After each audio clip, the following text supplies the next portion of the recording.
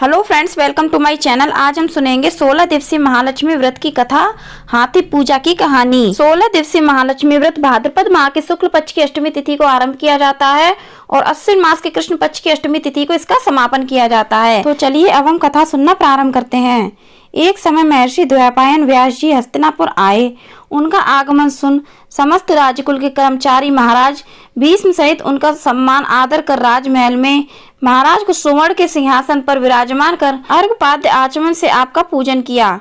व्यास जी के स्वस्थ चित्त होने पर राजरानी गांधारी ने माता कुंती से हाथ जोड़कर प्रश्न किया, महाराज आप त्रिकालज्ञ तत्वदर्शी हैं, आपसे हमारी प्रार्थना है कि स्त्रियों को कोई ऐसा व्रत व सरल पूजन बताइए जिससे हमारी राज्य लक्ष्मी सुख, पुत्र पौत्र परिवार सदा सुखी रहे। इतना सुनते ही व्यास जी ने कहा कि हम ऐसे व्रत पूजन का उल्लेख कर रहे हैं जिससे सदा लक्ष्मी जी स्थिर होकर सुख प्रदान करेंगी। वह श्री महालक्ष्मी व्रत है जिनका पूजन प्रतिवर्ष अश्विन कुआर कृष्ण पक्ष की अष्टमी तिथि को मनाया जाता है। तब राजरानी गांधारी ने कहा, महात्मन वह व्रत कैसे आरंभ होता है, किस विधान से पूजन होता है, यह विस्तार से बताने का कष्ट करें। तब महर्षि जी ने कहा कि वह व्रत भाद्रपद शुक्ल पक्ष की अष्टमी तिथि के दिन सुबह व्रत का मन में संकल्प कर किसी जलाशय में जाकर स्नान कर स्वच्छ कपड़ा पहने, तब ताजी दूर्वा से महालक्ष्मी जी को जल का तर्पण देकर प्रणाम करना चाहिए। फिर घर आकर 16 धागा का एक गंडा बना के प्रतिदिन एक गांठ लगानी चाहिए। इसी प्रकार 16 दिन का 16 गांठ का एक गंडा तैयार कर अश्विन माह की कृष्ण पक्ष की अष्टमी को व्रत करके मंडप बनवाकर चंदोवा तान कर उसके नीचे माटी के हाथी पर महालक्ष्मी की मूर्ति स्थापित कर तरह तरह की पुष्प मालाओं से लक्ष्मी जी व हाथी का पूजन करके कई पकवान सुवासित पदार्थों का नैवेद्य समर्पण करें और श्रद्धा सहित महालक्ष्मी व्रत करने से आप लोगों की राजलक्ष्मी सदा स्थिर रहेगी। ऐसा विधान बताकर व्यास जी अपने आश्रम को प्रस्थान कर गए। इधर समयानुसार भाद्रपद मास की शुक्ल पक्ष की अष्टमी से समस्त राजघरानियों की नारियों ने व नगर स्त्रियों ने श्री महालक्ष्मी व्रत का आरंभ कर दिया। बहुत सी नारी गांधारी के साथ प्रतिष्ठान मान हेतु व्रत का साथ देने लगी। कुछ नारी माता कुंती के साथ भी व्रत का आरंभ करने लगी, पर गांधारी जी द्वारा कुछ द्वेष भाव चलने लगा। ऐसा होते होते 15 दिन व्रत के समाप्त होकर 16वां दिन अश्विन कृष्ण पक्ष की अष्टमी का आ गया।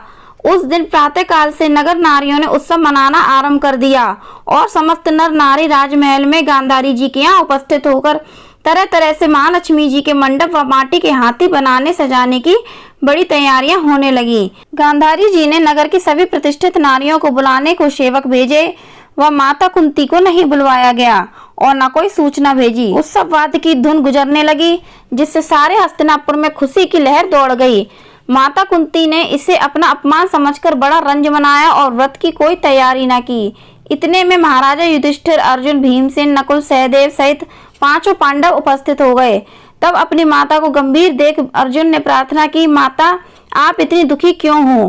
क्या हम भी आपके दुख का कारण समझ सकते हैं और दुख दूर करने में भी सहायक हो सकते हैं? आप बताएं। तब माता कुंती ने कहा, बेटा जाति अपमान से बढ़कर कोई दुख नहीं है। आज नगर में श्री महालक्ष्मी व्रत उत्सव में रानी गांधारी ने सारे नगर की सारी औरतें मान देकर बुलाई हैं, पर तुम्हारी ईर्ष्यावश मेरा अपमान कर उत्सव में नहीं बुलाया। तो पार्थ ने कहा, माता क्या वह पूजा का विधान सिर्फ दुर्योधन के ही महल में हो सकता है, आप अपने घर में नहीं कर सकती? तब कुंती ने कहा, बेटा कर सकती हूँ, पर वह साज सामान इतनी जल्दी तैयार नहीं हो सकता क्योंकि गांधारी के 100 पुत्रों ने माटी का विशाल हाथी तैयार करके पूजन का साज सजाया है। वह ऐसा विधान तुमसे ना बन सकेगा और उनके उत्सव की तैयारी आज दिन भर से हो रही है। तब पार्थ ने कहा, माता आप पूजन की तैयारी कर नगर में बुलावा फिरावें। मैं ऐसा हाथी पूजन को बुला रहा हूँ जो आज तक हस्तिनापुर वासियों ने नहीं देखा न पूजन किया है। मैं आज ही इंद्रलोक से इंद्र का हाथी ऐरावत जो पूजनी है उसे बुलाकर तुम्हारी पूजा में उपस्थित करा दूंगा। आप अपनी तैयारी करें। इधर माता कुंती ने सारे नगर में पूजा का ढिंढोरा पिटवा दिया और पूजा की विशाल तैयारी होने लगी। तब अर्जुन ने सुरपति को ऐरावत भेजने को पत्र लिखा और एक दिव्य बाण में बींधकर धनुष पर रखकर देवलोक इंद्र की सभा में फेंका। इंद्र ने बाण से निकालकर पत्र खोला और पढ़ा तो आश्चर्य से अर्जुन को लिखा कि हे पांडुकुमार, ऐरावत भेज तो दूंगा पर वह इतने जल्दी स्वर्ग से कैसे उतर सकता है? तुम इसका उत्तर शीघ्र ही लिखो। पत्र पाकर अर्जुन ने पत्र में बाणों का रास्ता बना के हाथी उतारने की प्रार्थना लिख पत्र वापस कर दिया। इंद्र ने मातली सारथी को आज्ञा दी कि हाथी को पूर्ण रूप से सजाकर हस्तिनापुर में उतारने का प्रबंध करो। महावत ने तरह तरह के साज सामान से ऐरावत को सजवाया। देवलोक की अंबर झूल डाली गई। सुवर्ण की पालकी रत्न जड़ित कलशों से बांधी गई। माथे पर रत्न जड़ित जाली सजाई गई। पैरों में घुंघरू सुवर्ण मणियों की बांधी गई, जिनकी चकाचौंध पर मानव जाति की आंखें नहीं ठहर सकती थी। इधर सारे नगर में धूम हुई कि कुंती माता के घर सजीव इंद्र का ऐरावत बाणों के रास्ते पर स्वर्ग से उतरकर पूजा जाएगा। सारे नगर के नर नारी बालक और वृद्धों की भीड़ ऐरावत को देखने एकत्रित होने लगी। गांधारी के राजमहल में भी इस बात की चर्चा की बड़ी चहल पहल मच गई। नगर की नारियां पूजन थाली लेकर भागने लगी और माता कुंती के महल में उपस्थित होने लगी। देखते देखते सारा महल पूजा करने वाली नारियों से ठसाठस भर गया। सारे नगरवासी ऐरावत के दर्शनों को गली सड़क महल अटारियों पर एकत्रित हो गए। माता कुंती ने ऐरावत को खड़ा करने हेतु रंग बिरंगे चौक को पुरवाकर नवीन रेशमी वस्त्र बिछवा दिया। हस्तिनापुर वासी तरह तरह की स्वागत की तैयारी में फूल माला अबीर केशर हाथों में लेकर पंक्तिबद्ध खड़े थे। इधर इंद्र की आज्ञा पाकर ऐरावत स्वर्ग से बाणों के बनाए रास्ते से धीरे धीरे आकाश मार्ग से उतरने लगा, जिसके आभूषणों की आवाज नगरवासियों को आने लगी। ऐरावत के दर्शन होते ही नर नारियों ने जय जयकार के नारे लगाना आरंभ किया। ठीक सायंकाल ऐरावत माता कुंती के महल के चौक में उतर आया।